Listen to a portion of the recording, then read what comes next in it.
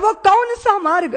क्या हिंदू जाति जिसने नक्षत्रों को संज्ञा दी, वो हिंदू जाति जिसने सागर की छाती पर पत्थरों को तैराया, इतना गौरव रखने वाली हिंदू जाति, उसका स्वाभिमान धुआं बनकर उड़ेगा? ये वेदना में से राष्ट्रीय स्वयंसेवक संघ का जन्म हुआ। प्रचारकों ने अनवरत अपने जीवन को आहूत किया।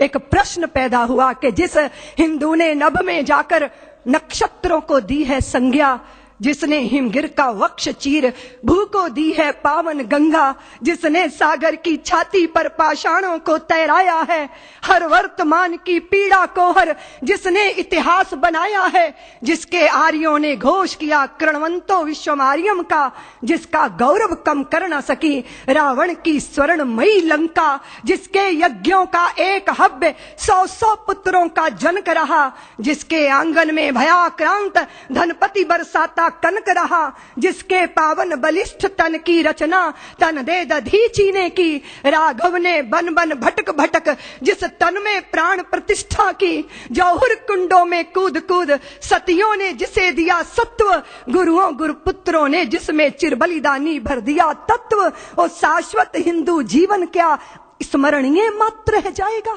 इसकी पावन गंगा का जल क्या नालों में बह जाएगा? इसके गंगाधर शिव शंकर क्या ले समाधि सो जाएंगे? इसके पुष्कर इसके प्रयाग क्या गर्त मात्र हो जाएंगे? यदि तुम ऐसा नहीं चाहते तो फिर तुमको जगना होगा, हिंदू राष्ट्र का बिगुल बजाकर दानव दल को दलना होगा। इस वेदना में से, इस पीड़ा में से, मां भारती के लुटते स्वाभिमान और बिखरती अस्मिता की वेदना में से राष्ट्रीय स्वयंसेवक संघ का प्रादुर्भाव हुआ।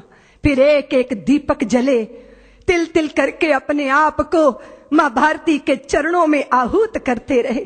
फिर एक एक माता निकली जिन्होंने अपने हृदय के टुकड़े, अपने शरीर के हिस्सों को मां भारती के चरणों में अर्पित कर दिया।